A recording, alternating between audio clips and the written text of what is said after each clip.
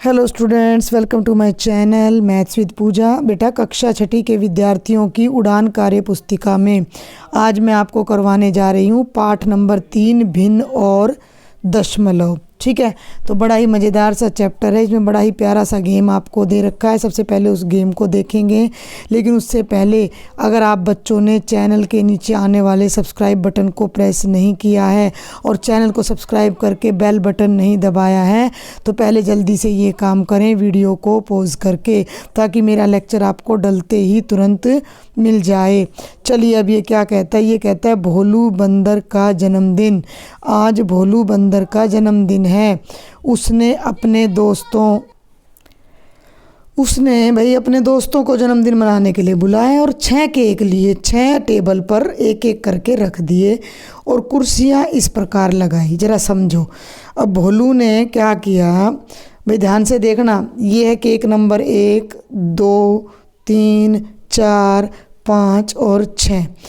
पहले केक के लिए उसने 2 कुर्सी लगाई हैं, दूसरे पे केवल 1 लगाई है, तीसरे केक पे ये 3 कुर्सी लगाई हैं, चौथे केक पे ध्यान से देखो तो 4 कुर्सी लगाई हैं, 5वें पे तो मुझे भी गिनना पड़ेगा, 1 2 3 4 5 6 कुर्सी लगाई हैं। देख लो भाई बहुत ध्यान से। और छठे केक पर 1 2 3 4 5 6 7 और 8 कुर्सी उसने लगाई है। समझ आ रही है बात? यहाँ पर 2 कुर्सी, यहाँ पर 1 कुर्सी, यहाँ पर 3 कुर्सी, यहाँ पर 4 कुर्सी, यहाँ पर 6 कुर्सी और यहाँ पर 8 कुर्सी उसने लगाई। जन्मदिन पर बहुत से दोस्त आए। क्या आप बता सकते हो कि कौन सी टेबल पर बैठे दोस्त को केक का सबसे अधिक भाग मिलेगा? अब भाई आपको मैं कह दूं कि भाई आपकी बारी इस टेबल पे है। अब इस टेबल पे 8 बंदे बैठे हैं तो 8 जनों को ये केक बांटना पड़ेगा, तो 8वां हिस्सा आएगा। लेकिन जो बच्चा इस 2 नंबर की टेबल पे बैठेगा वो अकेला बैठेगा और उसको पूरा केक खाने को मिलेगा, तो सबसे ज़्यादा हिस्सा 2 नंबर की टेबल वाले बच्चे को मिलेगा। तो अब इसी प्रश्न का उत्तर हम यहाँ दे रहे हैं कि कौन सी टेबल पर बैठे दोस्त को, तो यहाँ लिख दो टेबल नंबर 2। आगे चलते हैं, थोड़ी सी पेंसिल को और बारीक कर लूँ। प्रत्येक कौन सी टेबल पर बैठे दोस्त को सबसे कम भाग मिलेगा, तो टेबल नंबर 6 पर, क्योंकि उस पर 8 दोस्त बैठे हैं। अब हम आगे चलते हैं। ये कहता है कि प्रत्येक टेबल पर बैठने वाले दोस्त को मिले हुए केक का भाग बताइए। प्रत्येक टेबल पर बैठने वाले दोस्त को मिले केक के भाग को दी गई तालिका में दर्शाइए। तो देखो भाई, पहली टेबल पे कितने बंदे बैठे, मैं यहीं लिख रही हूँ साथ साथ। पहली टेबल पे 2 बंदे बैठे हैं, दूसरी पे 1 है, तीसरी पे 4, तीसरी पे 1 मिनट में मैं थोड़ा सा बैक जाऊँगी, तीसरी पर 3 है। ठीक है, आप देखिए, दोबारा लिखती हूँ मैं यहाँ। पहली टेबल पर 2 हैं, दूसरी पर 1 है, तीसरी पर 3 है, चौथी पर 4 हैं, 5वीं पर 6 हैं और छठी पर 8 हैं। तो पहली टेबल पर जो केक है उसके केवल 2 हिस्से होंगे और 2 में से हर एक को 1 हिस्सा मिलेगा, यानी प्रत्येक को आधा आधा मिलेगा। दूसरी टेबल पे जो बंदा बैठेगा उसको पूरा 1 केक मिलेगा। तीसरी टेबल पर 3 बंदे बैठे हैं तो केक के 3 हिस्से होंगे, तो हर एक को 3 में से 1 हिस्सा, यानी कि 1/3 मिलेगा। चौथी के 4 हिस्से होंगे तो 1/4, 5वीं के 6 हिस्से होंगे तो 1/6 और छठी टेबल के 8 हिस्से होंगे केक के, तो 1/8 केक उसको मिलेगा। अब ये कहता है बताइए भोलू प्रत्येक टेबल पर कितनी कुर्सियां रखें कि बैठने वाले प्रत्येक मित्र को केक का बराबर भाग मिल सके। चलूँ आगे। ये अब यहाँ तक का मैं अब इसको बैक करूँगी तो ये रेज हो जाएगा, तो इस प्रश्न को उतार लेना। अब भाई तुम टेबल गिन लो कितनी है, 6 हैं। दोस्त कितने हैं ये गिनो, 2 और 1 3 और 3 6 और 4 10, 10 और 6 16 और 16 और 8 24 दोस्त हैं और 6 टेबल हैं। तो हर टेबल पर अगर 4-4 कुर्सी लगा दें तो सभी दोस्तों को बराबर हिस्सा मिल जाएगा। तो ये कहता है प्रत्येक टेबल पर कितनी कुर्सियां रखें। तो बहुत सिंपल सी बात है कि उसने 4 कुर्सियां रखनी है। आप यहाँ लिख सकते हो 24 दोस्त हैं, 6 केक हैं, तो वो रख सकता है 4-4 कुर्सियाँ। तो 4 कुर्सियाँ उसको रखनी पड़ेंगी। बड़ा ही आसान सा टॉपिक है। आगे चलते हैं बेटा जी। अगर समझ आ रहा है फिर दोबारा कहूँगी चैनल को सब्सक्राइब ज़रूर कर लेना। इसका कोई पैसा नहीं लगता। शेयर कर देना दोस्तों को, सब कुछ फ्री में है यूट्यूब पर। चलिए, यदि आपको भी भोलू बंदर जन्मदिन पर बुलाए तो आप उसके द्वारा पहली स्थिति में लगाई गई टेबल में से कौन से नंबर की टेबल पर बैठना चाहोगे ताकि आपको केक का अधिक से अधिक भाग मिले। तो बिल्कुल सिंपल सी बात है भाई, टेबल नंबर 2 पे बैठूंगी मैं तो, क्योंकि टेबल नंबर 2 पे क्या है, एक ही कुर्सी है, तो मुझे अकेली को पूरा केक खाने को मिल जाएगा। आई समझ में? आगे बढ़ते हैं। आगे ये कहता है कि भोलू बंदर का एक दोस्त मोटू हाथी थोड़ा लेट आया। वह अपने साथ एक कैसा केक लाया, शायद उसने इसका एक भाग पहले ही खा लिया था। वह दूसरे नंबर की टेबल पर बैठ गया। वहाँ केक पहले से ही रखा हुआ था। अब बताइए कि टेबल नंबर 2 पर बैठे दोस्तों को केक का कितना कितना भाग मिलेगा।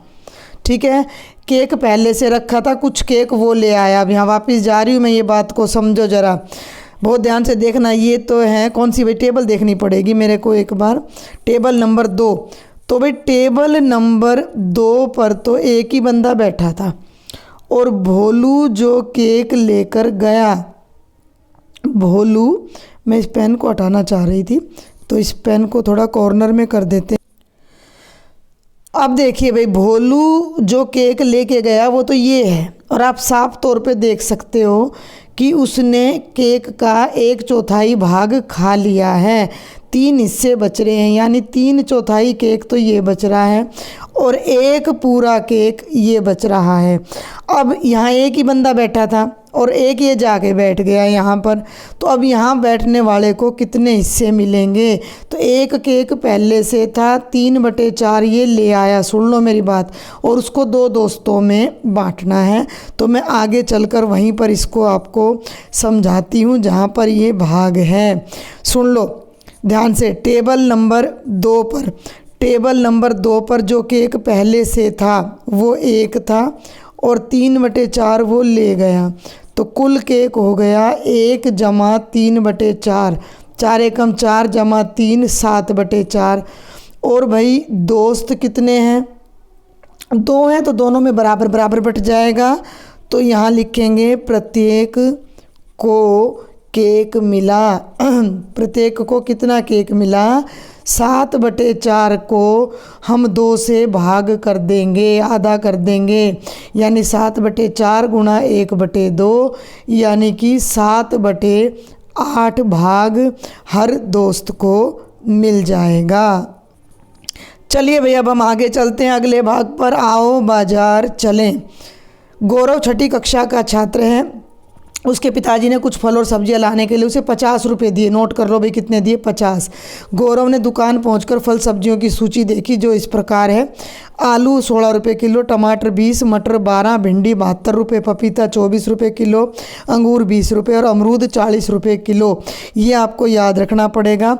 उपरोक्त मूल्य सूची के आधार पर निम्न प्रश्नों के उत्तर दीजिए। यदि गौरव आधा किलोग्राम 1/2 का मतलब आधा अंगूर ले तो दुकानदार को कितनी राशि देनी पड़ेगी। आपके सामने ही है, 1 किलो अंगूर 20 रुपये के हैं तो आधा किलो कितने के आएंगे। तो बहुत सिंपल सा सवाल है।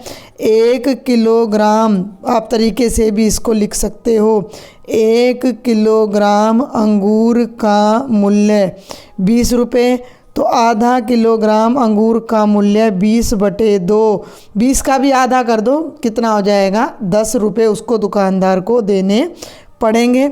और आगे चलते हैं। आधा किलोग्राम अंगूर के लिए दुकानदार गौरव को 50 रुपये में से कितनी राशि वापस देगा? भाई 10 के अंगूर आए हैं, 50 का नोट उसने दिया, तो 50 में से 10 रुपये वो काट लेगा, तो शेष राशि वो कितनी वापस करेगा? 50 घटा 10, 40 रुपये। तो बहुत ही आसान प्रश्न था।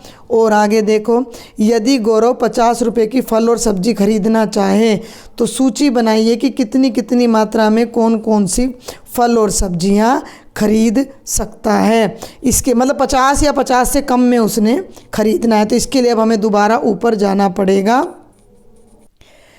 अब बेटा ये मूल्य देख के आपको अंदाज़ा लगाना पड़ेगा। देखो ये 3 तो फल हैं, देखो मैं 2-3 केस आपको समझाती हूँ। 4 सब्जी हैं, 50 रुपये में फल भी लेना है और सब्जी भी। अब मान लो पपीता ही ले लिया, 1 किलो 24 का है, 2 किलो लेऊँ तो 48 का आएगा, तो सब्जी के पैसे बचेंगे नहीं। तो 1 किलो पपीता, और भाई अगर मटर 2 किलो ले तो 24, ठीक है, सुन रहे हो, 1 किलो मटर 12 की है तो 2 किलो 24 की आ जाएगी। तो 1 किलो पपीता, 2 किलो मटर, पहला ऑप्शन ये हो सकता है। सुन लो बात, ये मुझे बार बार मिटाना पड़ेगा तो आपको लेना पड़ेगा। सब्जी मैंने क्या कहा, मटर कितनी, 2 किलो, कितने की आएंगी? 24 रुपये की। और फल लेंगे पपीता 1 किलो, कितने का आएगा? 24 रुपये। 24 और 24 कितना हो गया? 48 रुपये। समझ आ गई बात यहाँ तक? पहला केस हो गया, इसको अपनी कॉपी में नोट कर लेना।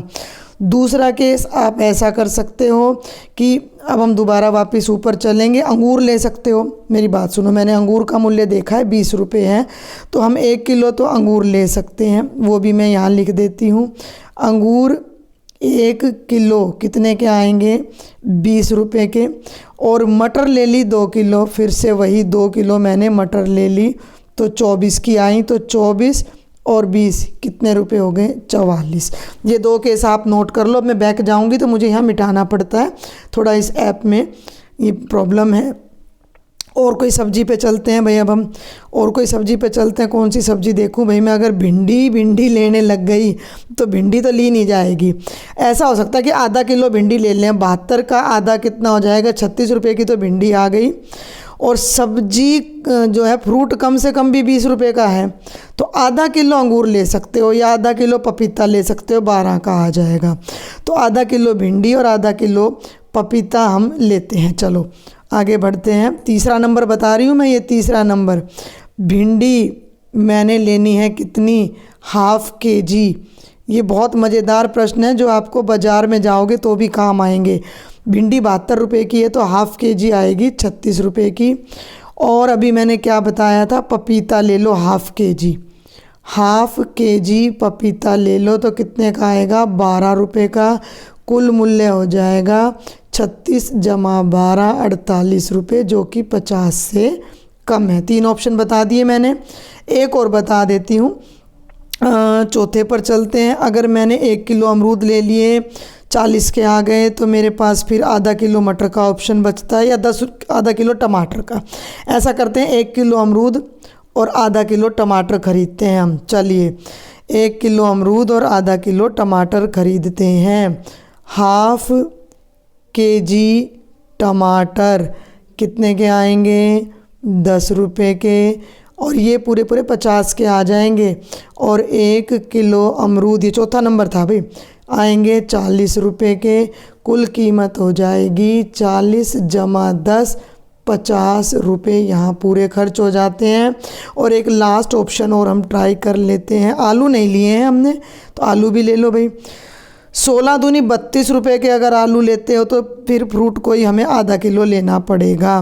पपीता हो गया, अंगूर 20 का अंगूर लोगे तो भी 52 हो गया। 1.5 किलो आलू ले लो, समझते हो तुम? 1.5 किलो भाई, 16 रुपये के तो 1 किलो आ गए, आधा किलो आ गया 8 का, तो 24 रुपये के तो आलू आ गए। और आप भी 1 किलो अंगूर ले लो, तो 24 और 20 44। 1.5 किलो आलू, 1 किलो अंगूर, ये आपका 5वां ऑप्शन हो गया। और ऐसे बहुत सारे ऑप्शंस आप खुद भी बना सकते हो। 1.5 किलो आलू आएंगे 24 रुपये के। और ½ kg अंगूर आपके आने वाले हैं 10 रुपये के, नहीं 24, और अंगूर हमारे 20 रुपये किलो हैं, तो 20 के 1 किलो अंगूर आ जाएंगे। 1 किलो अंगूर 20 रुपये के, और कुल कीमत हो जाएगी 44 रुपये। तो ये 5 ऑप्शन मैंने इसमें भरने के आपको बता दिए हैं। आप जितने मर्जी चाहो ऑप्शन ढूंढकर निकाल सकते हो। अब ये आ जाता है कि क्या आपने कभी अपने पैर की लंबाई को मापा है? तो यदि हाँ, तो अपने पैर की लंबाई को लिखो। तो हर बच्चे ने फुटे से अपने पैर की लंबाई को मापकर अपने आप यहाँ लिख देना है, जितना भी आपका उत्तर आए। उससे आगे चलते हैं। अब हम, क्या आपने कभी ज्यामितीय बॉक्स में रखे स्केल का प्रयोग लंबाई मापने के लिए किया है? किया, हम सब ने किया है। आप ये देखो, यहाँ पर ये तो सारे सेंटीमीटर होते हैं और ये नीचे वाला इंच होता है। तो पहले तो आपने यहाँ लिखना है, ये पूछा है कि क्या प्रयोग किया है, तो आप लिख दीजिए हाँ। इसमें जो 0 से 15 तक चिन्ह बने हैं वो क्या दर्शाते हैं? ये 0 है, ये 1 है, ये 2 है, ये 3 है और ये 15 है। तो ये किसको दर्शाते हैं? सेंटीमीटर को। आप यहाँ लिख दो सेमी, और आप इसको पूरा भी लिख सकते हो। एक बार मैं पूरा सफाई से इसको लिख देती हूँ। सेंटीमीटर हिंदी में लिखोगे तो शॉर्ट में सेमी लिखते हैं, और पूरा लिखना है तो हम लिख सकते हैं सेंटीमीटर को। चलें आगे, अगले पर आ जाइए। ये कहता है कि अपने हाथ की उंगली की लंबाई या पेंसिल की लंबाई को स्केल द्वारा मापकर लिखो। तो भाई आप फूटा लेके स्केल लेके अपनी हाथ की उंगली नाप सकते हो। मैं अपनी उंगली की लंबाई लिख रही हूँ। मैं यहाँ पैर की ओर बता दूँ आपको, आप अपना लिख लेना। भाई मेरे पैर की लंबाई मैं यहाँ लिख देती हूँ। कहीं आप सोचो मैम, कई बच्चे लिखने लग जाते हैं, एक भी क्वेश्चन छोड़ दो ना तो मैम ये वाला नहीं बताया। तो भाई मेरे पैर की लंबाई 22 सेंटीमीटर है, आप अपनी लिख लेना। और अब मैं यहाँ उंगलियों की लंबाई लिख रही हूँ। मेरे पैर की मेरे हाथ की उंगली की लंबाई, एक उंगली की लंबाई 6.5 सेंटीमीटर है, जो कि बिल्कुल अंगूठे के साथ है। और दूसरी उंगली की लंबाई लगभग 7.4 सेंटीमीटर है, जो कि अंगूठे के बाद दूसरी आ जाती है। तीसरी उंगली की लंबाई फिर से 6.5 सेंटीमीटर है, और मेरी चौथी उंगली की लंबाई 5.3 सेंटीमीटर है। ठीक है, अब मेरी बात ध्यान से सुनना। अब मैं तो आपसे बड़ी हूँ तो मेरी उंगलियों की लंबाई ज़्यादा पाएगी। अब ये ऐसे कहता है कि क्या कोई ऐसी लंबाई है जो 4 सेंटीमीटर से ज़्यादा हो और 5 से कम हो। तो मैं इस डेटा को थोड़ा सा चेंज कर देती हूँ, और यहाँ पर मैं आप लोगों की उंगली के हिसाब से एक अंदाजे से नाप लिखकर आपको ये प्रश्न समझाने की कोशिश करती हूँ। ठीक है ना भाई, आप तो छोटे बच्चे हो तो आपकी उंगलियों की लंबाई थोड़ी छोटी मिलेगी, मेरी उंगलियों की लंबाई थोड़ी बड़ी मिलेगी। तो हम यहाँ ले लेते हैं 4.5, 5.4, 4.5 और 4.3 सेंटीमीटर। अब ये प्रश्न आ गया, क्या कोई ऐसी लंबाई मिली जो 4 से अधिक और 5 से कम है? तो बिल्कुल 4 से ज़्यादा, एक मिनट में, 4 से ज़्यादा ये है और ये है, लेकिन 5 से कम है। तो आप लिख दीजिए हाँ। पहली लंबाई है 4.5 सेंटीमीटर और दूसरी है 4.3 सेंटीमीटर। अब ये आपको क्या बताना चाह रहा है कि 0 से 15 सेंटीमीटर में प्रत्येक सेंटीमीटर के 2 चिन्हों को के आना था। बीच स्थित चिन्हों की संख्याओं को ध्यान से गिनकर बताओ। ये कहने का क्या मतलब है, ध्यान से देखो। थोड़ा सा मैं बड़ा करती हूँ इसको, ये देखो, और बड़ा करती हूँ, आपको शायद समझ आए थोड़ा सा, ये आराम से। हाँ देखो, ये 1 है और ये 2 है, और ये कहता है कि इनके बीच के जो चिन्ह हैं इन्हें गिनकर बताओ। तो ये चिन्ह मैं आपको बता दूं, 1 2 3 4 5 6 7 8 और 9 चिन्ह इनके बीच में आपको मिलने वाले हैं। आप अपना फुटा सामने रख कर भी देख सकते हो। प्रत्येक चिन्हों की संख्याओं को ध्यान से गिनकर बताओ। जैसे ये 1 है, मैं यहाँ करके दिखाती हूँ, ये 2 है, ये इनके बीच में एक और बड़ा चिन्ह मिलेगा, 1 2 3 4, ठीक है, ये 1 है, 1 2 3 और 4, इस 2 को थोड़ा सा इसके पास ले आते हैं यहाँ पर, ये हो गया आपका 2। तो ये कहता है कि इनके बीच में जो चिन्ह बने हैं इन्हें हम मिलीमीटर कहते हैं। ये 1.1 मिलीमीटर हो जाएगा। अगर मैं इसको 0 ले लूँ और इसको 1 ले लूँ तो जो ये मेरा पहला चिन्ह है ये 0.1 मिलीमीटर है या 1/10 सेंटीमीटर है। आ रही है बात समझ में? तो ये बताने की कोशिश कर रहा है। तो आप यहाँ पर लिख दीजिए कि बीच में 9 चिन्ह हैं। 10वां तो वो खुद ही हो जाता है, 9 चिन्ह हैं, ठीक है। और प्रत्येक चिन्ह को हम मिलीमीटर बोलते हैं। आगे चलते हैं। सरिता की उंगली की लंबाई 4 सेंटीमीटर से 2 छोटे चिन्ह अधिक है। 4 से अधिक है लेकिन 2 चिन्ह आगे है। ध्यान से देखना, अभी यहाँ आ जाओ वापस। 4 से 2 चिन्ह आगे है तो भाई एरो ले लेती हूँ मैं। 4 तो ये है, 1 चिन्ह आगे लेओगे तो 4.1 हो जाएगा और 2 चिन्ह आगे लेओगे तो 4.2 हो जाता है। और आपको फिर भी दिक्कत हो तो आप अपने टीचर से फूटा लेके इसको और भी अच्छे से समझ सकते हो। तो कुल कितने मिलीमीटर लंबाई है? तो सेंटीमीटर में कहूँ तो 4.2 है, लेकिन मिलीमीटर में कहूँ तो 42 मिलीमीटर। ये जो मिलीमीटर है मैं इसको इंग्लिश में mm करके लिख रही हूँ। 4 सेंटीमीटर 2 मिलीमीटर, ये गलत चूज़ कर लिया। 4 सेंटीमीटर 2 मिलीमीटर को हम 4.2 सेंटीमीटर कह सकते हैं। 2 मिलीमीटर का मतलब 2/10 सेंटीमीटर, जिसे हम 0.2 सेंटीमीटर कहते हैं। यहाँ दशमलव के बाद संख्या का दशांश यानी 10वां हिस्सा दिखाता है, ठीक है। आगे चलते हैं। अब ये कहता है कि एक और मज़ेदार गतिविधि हम करते हैं। क्या कभी पेड़ के अलग अलग पत्तों की लंबाई नोट किए, एक ही पेड़ के कुछ पत्तों को माप कर आप लिखिए। तो भी इसको करने के लिए पत्ते आपको लाने पड़ेंगे। तो मैं स्क्रीन पर तो पत्ते दिखा नहीं सकती।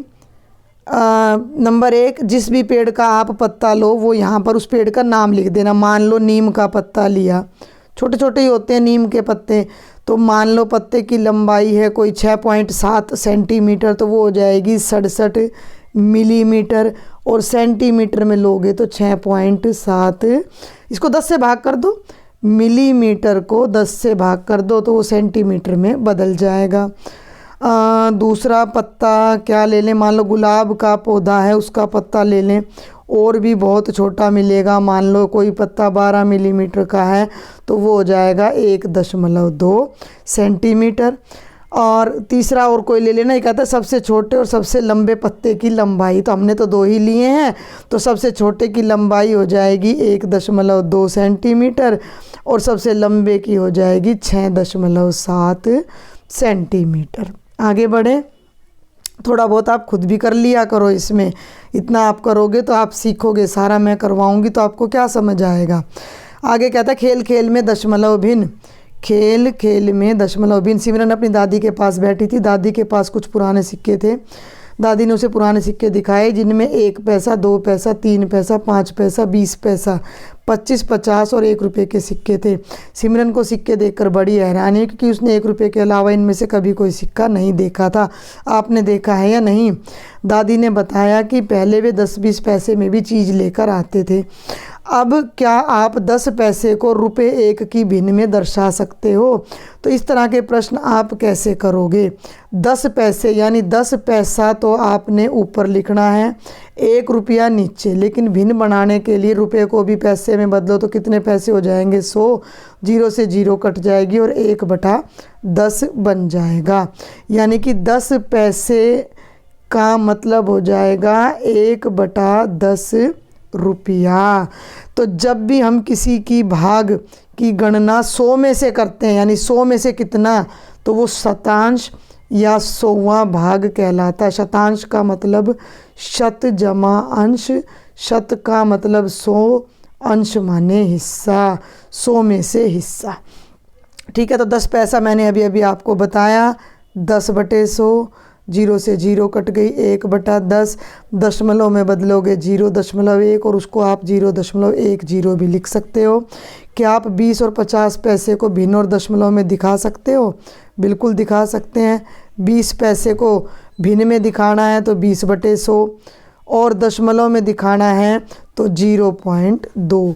ऐसे ही 50 पैसे को भिन्न में दिखाना है तो 50/100 काट दो, 5 एकम 5, 5 दूनी 10, 1/2 भी लिख सकते हो और दशमलव में बदलोगे तो 0.5। तो बहुत ही आसान है। अब ये कहता है भाई एक समान भागों को छांटो। ये यहाँ पर रमन ने कुछ बना रखा है, कितने क्या है, 1 2 3 3 4, 1 मिनट में आप कंफ्यूज मत हो जाना, 1 2 3 4 5 6 7 8 ये हैं और इस तरह से गिने तो 1 2 3 4 5 6 7 8 9 10, ये हो गए भैया 80 खाने। कितने हो गए? 80।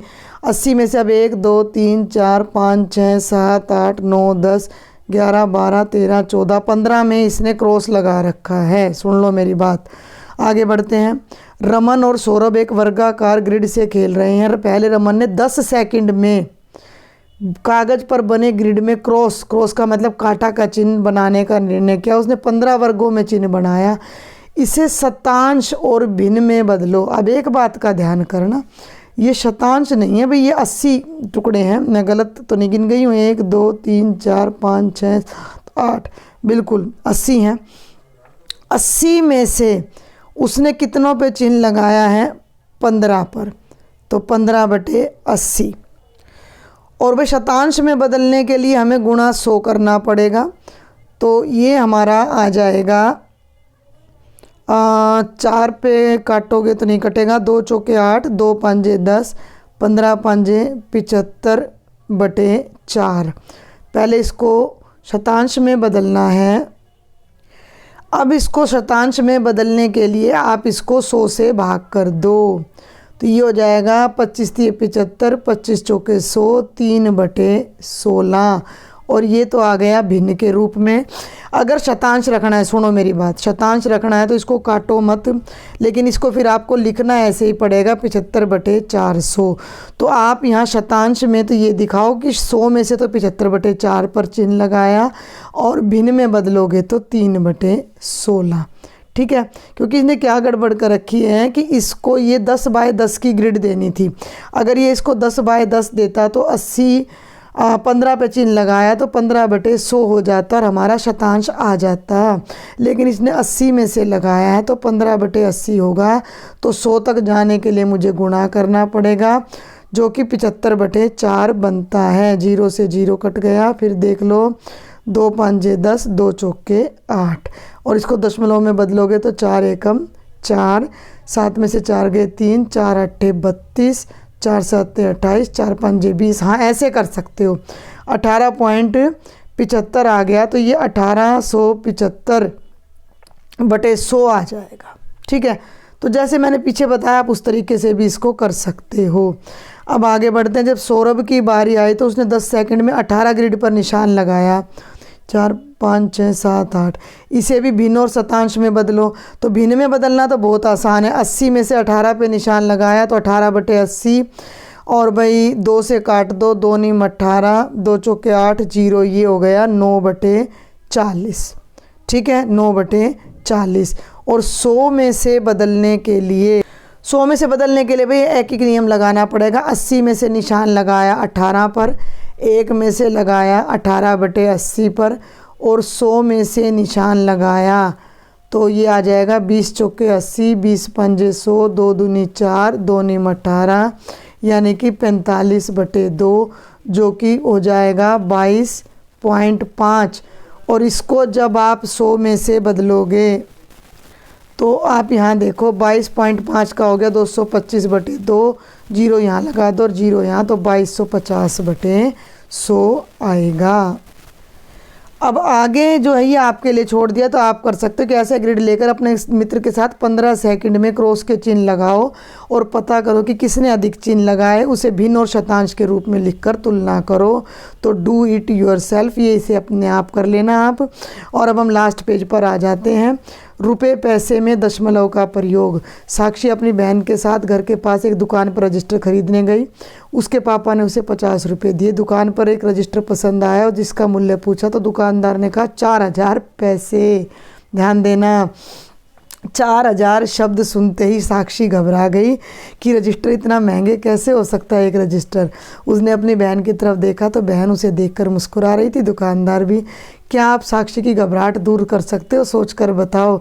अरे बिल्कुल सिंपल है, 4000 पैसे हैं, उनको रुपयों में बदल दो, 100 से भाग कर दो तो ये हो जाएंगे कितने भाई? 40 रुपये। यानी उसे दुकानदार को केवल 40 रुपये देने हैं। अब ये आगे कहता है कि कोई 5, ये लास्ट है भाई आपका, चौथा चैप्टर मैं पहले ही करा चुकी हूँ। कोई 5 वस्तुओं के उदाहरण लेकर उनका मूल्य रुपयों और पैसों में लिखो। नंबर 1, पेन ले लो। पेन का जो मूल्य है वो 15 रुपये है मान लो, तो ये हो जाएगा 15 रुपये 00 पैसे। दूसरी चीज़ आप ले लो 1 किलो चीनी। दूसरी चीज़ आप ले लो 1 किलो चीनी, मान लीजिए वो 45, भाई सब चीज़ें मोटी इसी दाम पे मिलेंगी वैसे तो वो हो जाएगा 45 रुपये 00 पैसे। इसी तरह से आप और भी कोई आइटम ले सकते हो। आप एक इरेजर ले सकते हो, रबड़ ले सकते हो, तो रबड़ कितने रुपए का आ जाता है? 5 रुपये का। आप उसको ऐसा कर लो, 5 रुपये 10 पैसे ले लो रबड़ का मूल्य दशमलव में दिखाने के लिए, तो ये 5.10 तो रुपए हो गए और 510 हो गए पैसे। ऐसे ही कोई चौथा आइटम ले लो। मान लीजिए बाज़ार में आप गए कोई भी तेल लेने के लिए और वो तेल आपका है 70 रुपये और 50 पैसे प्रति लीटर, तो ये हो जाएगा 70.50 तो रुपए हो जाएंगे और 7050 पैसे। और 5वां दाम आप कोई भी ले सकते हो, अपनी कॉपी ले सकते हो, रजिस्टर ले सकते हो 40 रुपये का।